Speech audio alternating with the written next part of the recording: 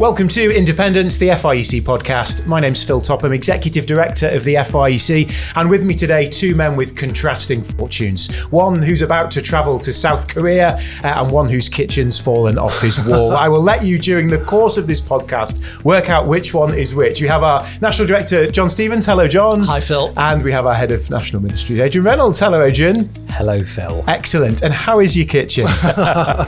Kitchen is gone. It just fell off the wall. Do you know some kitchens, wall cabinets are just glued to the wall? Google it, as you've been doing this week. Man. Brother, we were, in all seriousness, sorry to hear about that, but there we are. So contrasting fortunes. Well, it's an interesting leadership lesson, isn't it? I put this on a Facebook group that I'm in, because actually stuff like this happens in life. It just happens. You have stuff with family, you have stuff with your home, you have stuff with a car that goes wrong, all that kinds of stuff.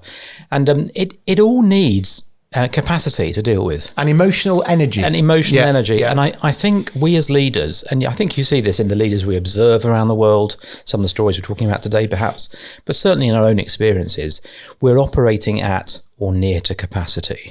And therefore, things that are seemingly just stuff you have to get on with do take you over the edge. So I think, planning headroom into our lives in different ways is really, really important. And one of the ways to do that is by coming to our leaders conference. That was a good segue, wasn't it? Exactly right. 4th to the 6th of November in Blackpool, early bird booking deadline coming up. End of the month.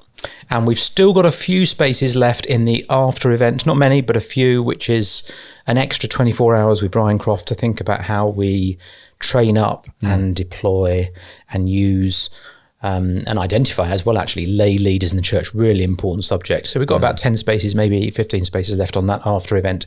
So do come along to that if you can. But yes, the early bird, the discount that's coming up is end of the month. Thank you, Adrian. And now we're recording this on Thursday afternoon because, John, you're flying out to South Korea in the morning. Tell us what you're doing there, but first of all, what you've been doing for this past couple of days. Okay, well, most of this week has been taken up with gatherings with various evangelical leaders. So the first part of this week was the meeting of the Affinity Council. Affinity is a group of churches. FIEC is sort of one of the largest groups of churches that belongs to that.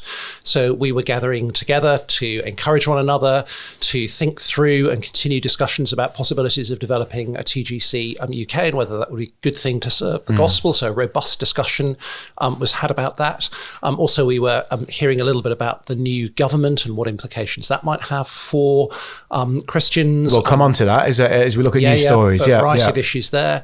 So it was good to be able to share fellowship there. And then I went on to the EA Council, which is a slightly bigger group of evangelicals, a rather broader group of kind of churches, leaders and organisations. Evangelical Alliance, EA, for those who don't know. Yeah. So we were together for 24 hours.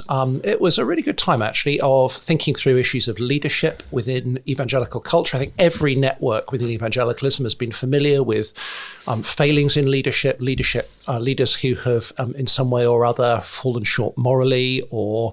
So that's interesting, John. That's a broad...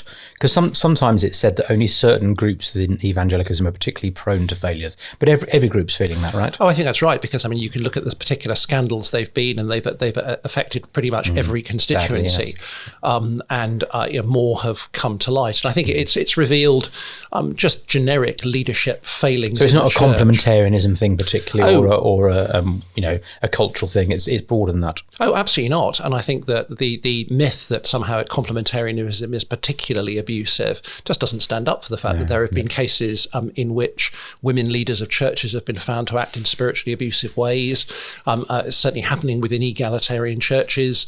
So I think there's actually a bigger problem of leadership culture. But as I think was rightly being said at the EA, it is a good thing that a light has been shone on that. That's exactly it's been recognised, it's been dealt with. Painful but good. There's a degree of cleaning up the house. Actually, virtually all organisations are thinking much more carefully about what procedures and policies to put in place to try to prevent that happening.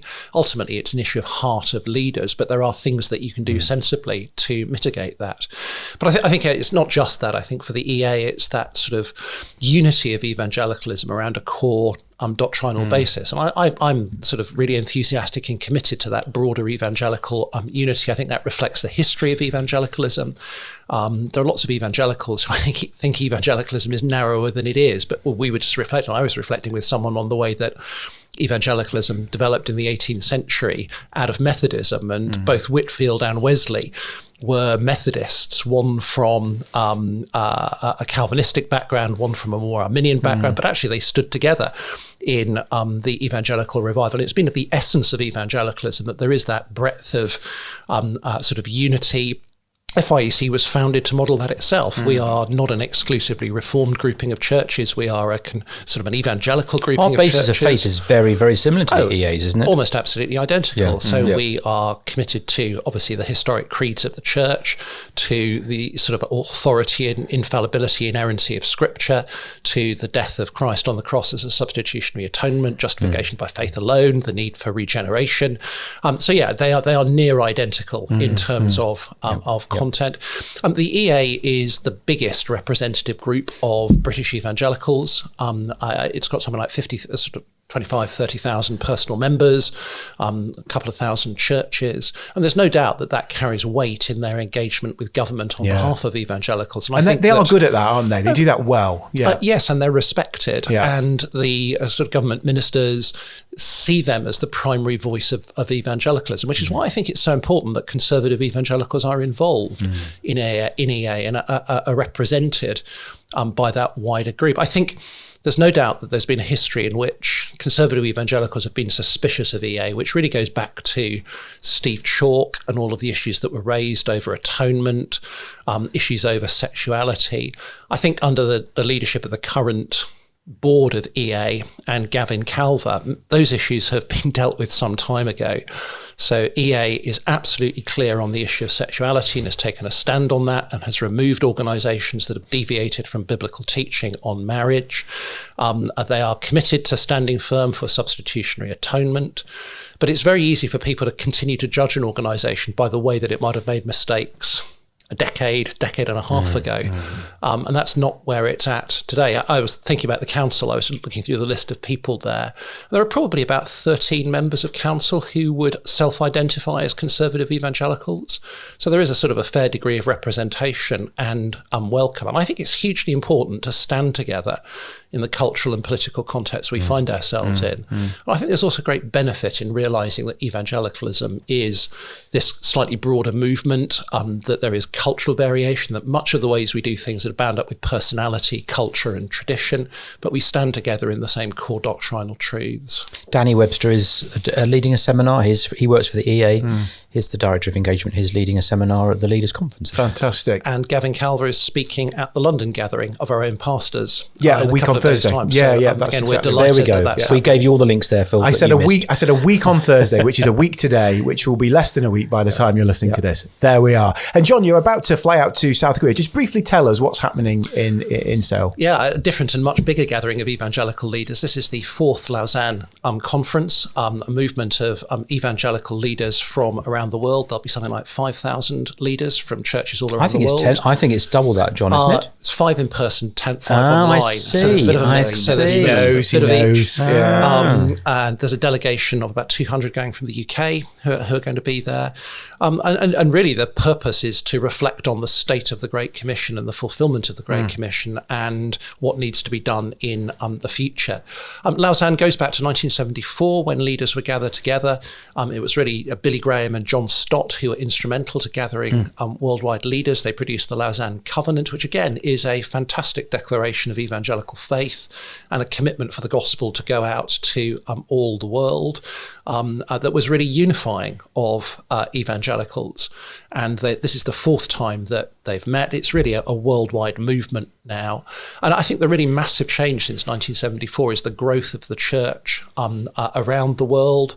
And the worldwide church is now no longer dominated by Western Christians and Western leaders. And I think actually they are wanting to rightly mark the fact that actually Western Christians and Western leaders are a small minority within the worldwide church, to genuinely see power and influence shifted to where Christianity is now very significant. In fact, actually, interestingly, Europe is now the continent that is least evangelized. If you look at the world, sort of Europe, only about 2.5% of the population are evangelicals. We are the smallest evangelical community of any of the continents, and that is an extraordinary change. Yeah, considering from historically, where yeah. So yes, it's about. So I think it's a great opportunity to hear what God is doing around the world, and we can be so parochial. And we can think ourselves so important in our own immediate context. And we need to just understand that we are part of this massive worldwide body of Christ. At one level, it's both humbling and encouraging. Yeah. Well, there's a 500-page report that goes with it. You can download it for free. It's really fascinating reading. There's a little section on each of the continents. There's some facts and figures that you can use in church. There's some really good articles about how the digital world has changed mission. Have a look. We will put a link into the show notes. And some podcasts. Yeah, indeed. John, travel well, brother. Thank you very much. Excellent. We look forward to hearing all about it upon your return. And let's talk about a couple of things that have been going on in the news. It's been a week of escalation in the Middle East, very sadly. So we've seen pagers and walkie-talkies owned by Hezbollah exploding. Hezbollah claiming Israel's responsible for that. Israel, at the time of recording, haven't commented on that, but have said they are moving to a new phase of the war in the Middle East. Brothers, what do we make of this? My feeling is you look around the world and you think this escalation is extremely worrying, and I guess church members will be thinking the same. Yeah, I think that's right. I think we have recorded some other episodes, by the way, about the Middle East. We recorded a couple of episodes with Joseph Steinberg. We'll put the link in for those. And I think it's very helpful hearing from him about the particular situation in the Middle East. He's much better qualified and thoughtful to comment on it than I think we could probably be. 'Cause it's a very difficult situation to speak into, and I think in that podcast actually he prayed at the end. He gave us a model prayer that you could pray as you think about these things. But I think the escalation is worrying. John and I are of a certain age, not quite the same age obviously, but we're of a certain age, and we grew up. He's much older than you, isn't he? Well, I didn't like to say that, Phil. We grew up with the reality of the Cold War. And things going on, with Reagan and some of the things that were going on there. I've just read a book actually that you lent me, John, a Ken Follett book, which kind of is a novel, but based on the fact that you get these little tiny escalations, and an escalation builds on an escalation, an escalation builds on an escalation, and actually it ends up the book ends up with a full scale nuclear war. So this isn't very encouraging report back, is it? But escalation can quickly get out of control, and I think there are lessons there. We've got to help our people see that God is sovereign. I think that's really important. And we feel so powerless, don't we, when we see these situations? We feel that we don't really fully understand them. We don't feel we fully grasp them. We can see how things can quickly get out of control. So we have got to believe in the sovereignty of God over nations. And I think that's really, really essential. And we pray into that. Yeah. We pray with confidence that even though there are things that we don't know and can't control, we have a God who does. And I think we have got to give people confidence in the sovereignty of God, not just in the minutiae of their own lives, but in these big meta stories. And therefore, I think how we pray in church for these situations is almost as important as what we might teach. We communicate a lot by the confidence we express in prayer. I think that's really important. So I think there's something there is a micro lesson, by the way, which is how conflicts between people, individuals, nations in this case, if there's escalation, if no one's willing to give, they can quickly get out of control. And so actually there are some very strong biblical principles about how you de-escalate situations, how you turn the other cheek, how you forgive quickly. And actually I think in the micro relationships we see in church, we've got to encourage people not to be escalating things all the time. I think it's worth remembering this is a conflict that has been going on for decades. So at some level or another, the conflict, the issues over which there is disagreement have really been in play for even before the foundation of Israel in 1948. So these are very deep-rooted conflicts, arguments over land. At one level, neither side is quite capable of being in a position of being able to win and entirely defeat the others. And I think the danger for us as Christians is to think that either we know the answer or that we've got to have a view on it that is the view on it.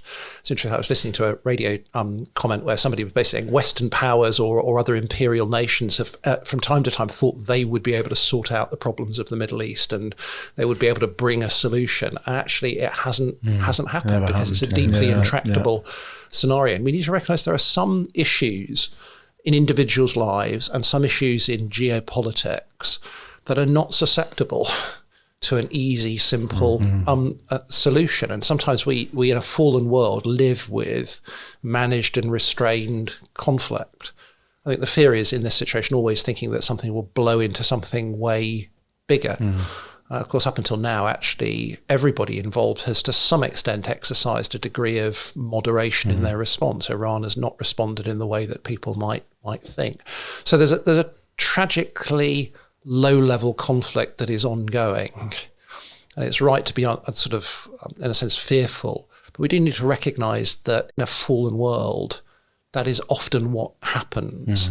And actually, Israel is not the only place where that's happening. Actually, that's just where the news is focused. You could look at a whole variety of places around the world in which conflicts over land, culture, identity, and religion are constantly ongoing. I mean, think about the situation in Sudan, for example, or indeed where I'm going, the constant tension between North Korea and sort of South Korea. Sometimes in a fallen world, managing and minimising is the most that can be achieved ahead of the return of the Lord Jesus. And I think sometimes we can hope for a utopianism that is just not going to happen in this current age. And that's not to take away at all from the tragedy of individual lives that are caught up in these situations. Coming back closer to home, thinking about living in a fallen world, and John, you mentioned the new government in your conversations with EA. It seems pretty clear that we're going to have a bill come before the House of Commons related to assisted dying, perhaps much quicker than we would have thought under the new government. We've been talking a lot about conversion therapy on this podcast and our opposition to that. But assisted dying, it seems, is going to come very soon down the tracks. We need to mobilise prayer. We need to do we need to lobby MPs? How should we be responding to this law, which we believe goes against what the Lord teaches about taking life away? Well, yeah, you're right. The Prime Minister has said that he's prepared to have a vote on that issue. He himself is supportive of it, but it will be a free vote, which means that MPs won't be whipped by the parties to vote on a particular line. Again, it's worth recognising this is an issue that has been coming around for decades. In terms of people wanting to introduce assisted dying, they're often high-profile campaigners like Esther Ranson. And we need to recognise, I think, from a human perspective, there is, for many people, a very compelling argument that people who are suffering terminal illnesses, who want to control their death, who want to retain dignity, who believe that pain can't be fully controlled by palliative care, they see it as part of their autonomy and their right to choose the death that they would want. Again, the last week you have articles in the paper that are along the lines of my pet was put down. Why is it I can't sort of seek the same for myself? We offer dignity to animals, but I'm not allowed to. And that argument has certainly a large measure of attraction to people. And a lot of countries around the world have introduced some kind of assisted dying legislation. In fact, I think the Isle of Man and Jersey have done that. So it's beginning to creep in. I mean, obviously, as Christians, we believe that is wrong, that whilst it's right to alleviate pain, and sometimes you can alleviate pain in a way that does cause death to be quicker because your purpose is alleviating pain, not actually causing the death of the person. So it's an indirect effect.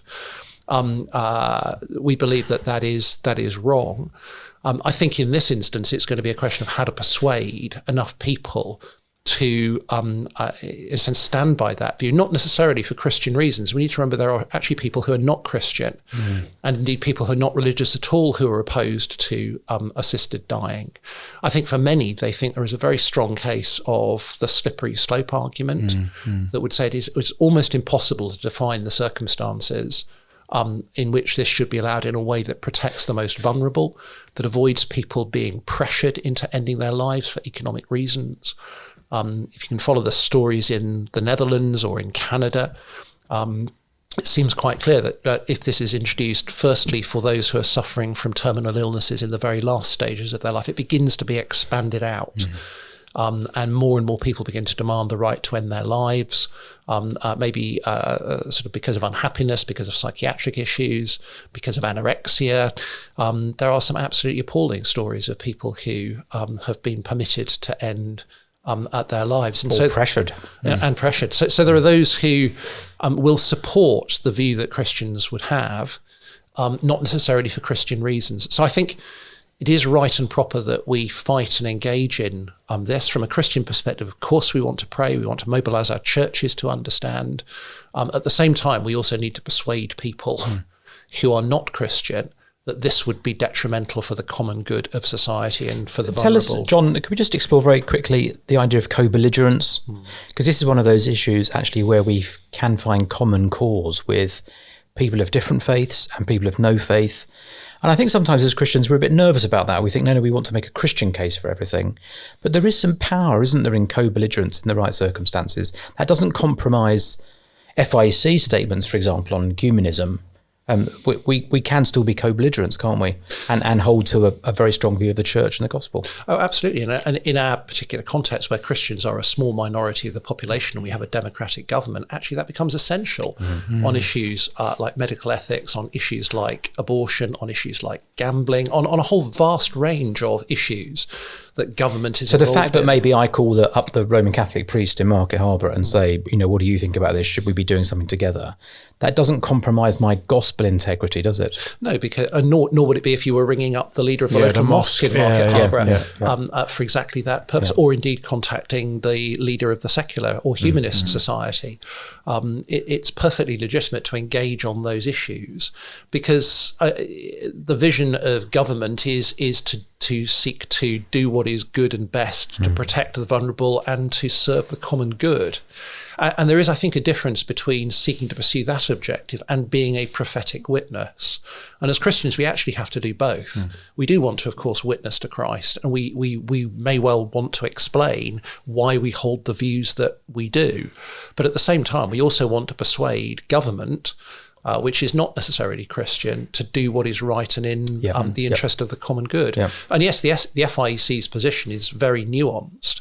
We won't join together in common worship and common evangelism because that is compromising the witness of the church in its prophetic ministry.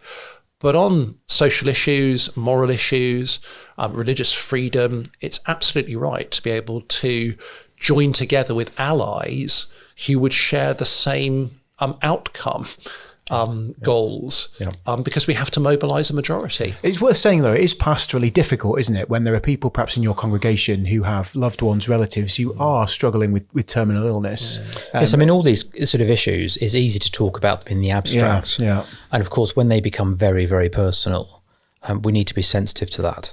And we need to be thinking about how we talk about them, how we pray about them, how we campaign. Because actually, primarily, we're there to pastor the flock and to see the flock flourish. So we wouldn't want to be, we're not just activists. The gospel does make us activists in some areas, but we're pastors and as leaders, and we do want to be constantly thinking about how do I shepherd this flock well. And that's why we need to be concerned, for example, for care for the elderly, for those who sort of are dying, the hospice movement. And I think one of the problems in our society is that people are not prepared to make the financial investment in the services that would perhaps help people. It involves spending more money on providing staff, facilities, care. Actually, it's clear that within the UK, social care is absolutely uninvested in. We've got this problem that people want services, but they don't want to pay more taxes for it. They want to be cared for, but they want to be able to keep all of their inheritance and have none of that used. There's a reluctance to spread the risk across people through kind of insurance or taxation. So there is a dilemma here. There's no doubt that there is a financial issue in many people's minds. And I think as Christians, it's not enough to simply say, we oppose assisted dying.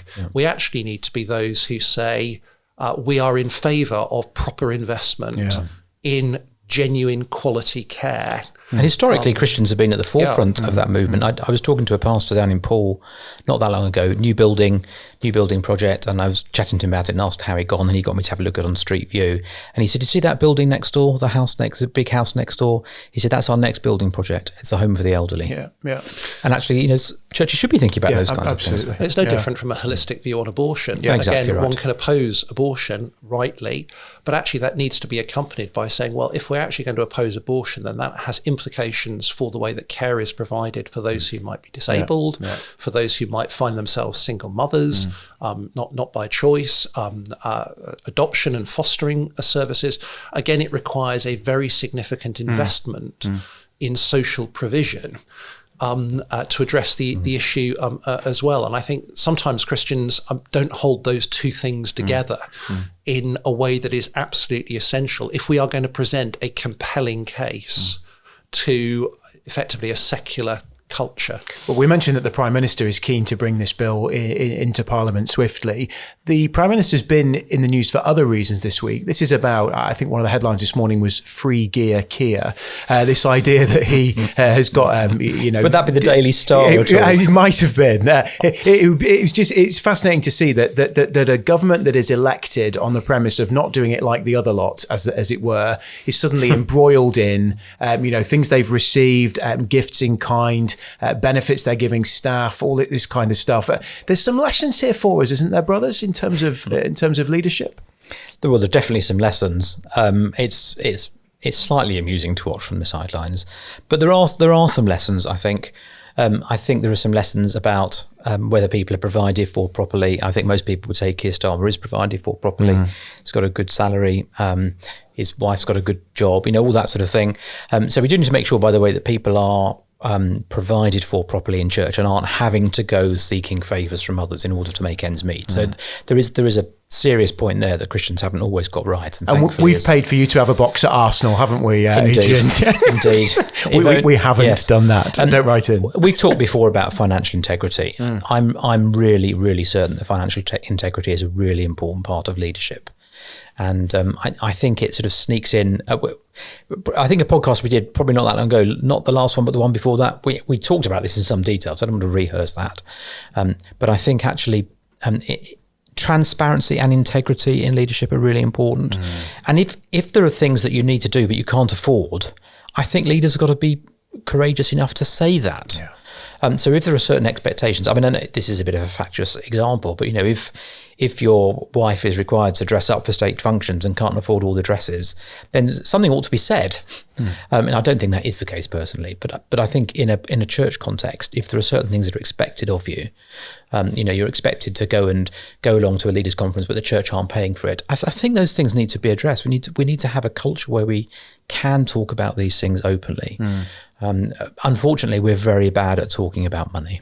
And I think that leads to some of the problems. But Jesus talked about money all the time. Sorry, anyway, carry on, I want to John. be a little bit more sympathetic to the Prime Minister and indeed to politicians. I think they are underpaid compared to others, particularly when there are expectations that you're in the public eye and you appear. And actually, we see politicians of all different parties, in the end, taking donations, receiving gifts from individuals. So Keir Starmer gets paid less than Sue Gray, who's the civil servant who's working with him. Actually, Keir Starmer gets paid less than a brand new, unqualified lawyer going to a city firm in London. And you kind of think in terms of the responsibility that he bears, and actually there aren't a lot of perks. If he, for example, entertains at his kind of country house, he has to pay for all the food on those sorts of things. So actually it's not a cushy deal, actually, being Prime Minister, which is why so much of this money has to come in. Actually, historically, in various jobs, they were well paid in order to prevent people being caught up in a web of corruption. Now, I know that there are many people who will not live on a salary like that, but relative to many other sections of the population, we are reluctant to pay politicians anything comparable with what they get in the private sector. Okay. We might have to arm wrestle that out afterwards, John, well, I think. The point there, I think, actually is that the Prime Minister on one level, but actually I think in many churches there is an expectation of what pastors ought to live on, which is actually way below what would be the national average salary. I'm with you there. We won't arm wrestle that one. I'm absolutely with you there. I think we need to sort of reflect on what is fair and appropriate given what is expected of someone. Yes, I'm with you But there. I think you're right, transparency is the key. Yes. So it's the not declaring it and therefore not being honest about the sources of funding and the potential influence that might have. And that's actually really true for Christian leaders as well, that in your church, if somebody is basically bankrolling you, giving you additional things, that the danger is that carries with it an influence, a power that everybody else is unaware of. And that's the reason for having a financial transparency. I take the rebuke. Kate, Princess of Wales, rents her dresses. Does she? I like that woman. Excellent. Although, having said that, Prince William gets several millions from the Duchy of Cornwall, so it's different. I go to charity shops. Right, let's go. Can I make just one comment on that? So, this is one outside, but I just want to say, actually, she's being given free clothes. I just want to say, actually, that does, at least in measure, point us to the gospel, doesn't it? Isn't that exactly what Christ has done for us? We're clothed. Yeah, I know, but we are clothed in his righteousness. And I think, for listeners, that was me banging my forehead on the microphone. There is there we go. A glorious reminder of something that has been done for us and how we want to be transparent about what we've received. Absolutely. Very good. Excellent. One final story we're going highbrow for. This is arts and culture, and it's a story that Adrian has chosen Phil, for us. we don't have enough highbrow stories. Well, this is where you can come into your own, brother. This is Sir John Eliot Gardiner, friend of, I was going to say friend of the show. He's not a friend of the show. He's friend of Prince Charles. Okay. A very, very famous conductor and a previous client of mine, as it happens. So that's how I know a little bit about him in a previous life. He started an orchestra called the Monteverdi Choir and Orchestra. Monteverdi was a classical composer. Did that when he was a student in Cambridge and has become basically one of the world's top 2 or 3 niche orchestras. He was sacked last year for being a bully, slapped an oboe player, and as obviously there's a history of both verbal and physical abuse, and so was sacked from that job, rightly so, I think most people would feel. And he suddenly appeared again with a new orchestra, and his old orchestra, the Monteverdi Choir and Orchestra, are being cancelled at venues, and now the new orchestra is being welcomed in. Members are crossing over from the old orchestra to the new. And it's a kind of quite a sordid story whereby basically someone has just gone off on their own again. And as I read that story, not only did I think that would bring just the whole tenor of the and the tone of the podcast up to the proper level, it did make me think there's a very, very direct lesson. He says he's learnt a lot. He says he's learnt a lot, but he has been found guilty of something by a proper process, and rightly, I think, thrown out of the orchestra. But now the arts world is essentially turning a blind eye to what has happened. And in fact, cancelling the orchestra, it's not their fault, on the basis that, well, actually, we value his gifting more than his character, essentially. And it wasn't a long time ago, was it? 2023? It wasn't a long time ago, and it's clearly part of a pattern of behaviour.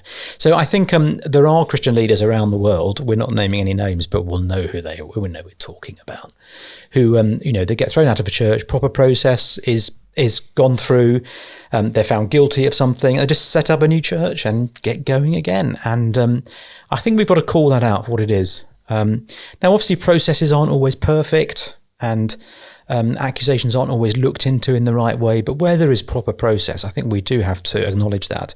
And sometimes people just need to stand back from ministry. They're not qualified for ministry. They can't self-qualify. They can't just keep resurrecting a ministry. And I think it's a measure of humility in a leader. Sometimes you've got to accept that. It's worth recognising, actually, that it requires a whole system to enable that to happen, doesn't it? So the individual has been sacked by one orchestra. They then set up on their own. That will only work if musicians will come and join that orchestra and play with that individual, if venues will allow them to perform, if recording art studios will allow them to record. And so there's a money-making element to that, in which a whole load of people become, to some extent, complicit in allowing that to happen without a proper accountability. And actually, that's reminded to us that the wider Christian community has that general responsibility. These things are only possible because people will actually join, get behind it and support it, even when there have been perhaps very significant issues that have been raised and, as far as we're aware, haven't been dealt with. So we all have a responsibility. Important lessons. Brothers, time has beaten us. Thank you for being with me on In the News. It has been Independence, the FIEC podcast. John, go well. Lausanne, Adrian, I hope your kitchen is soon back to normal. It's been great to chat about what's been going on in the news. Do rate, leave a review if you found the podcast helpful, and we'll look forward to chatting again with you soon. Thank you. We'll play out to Monteverdi. We'll be honest.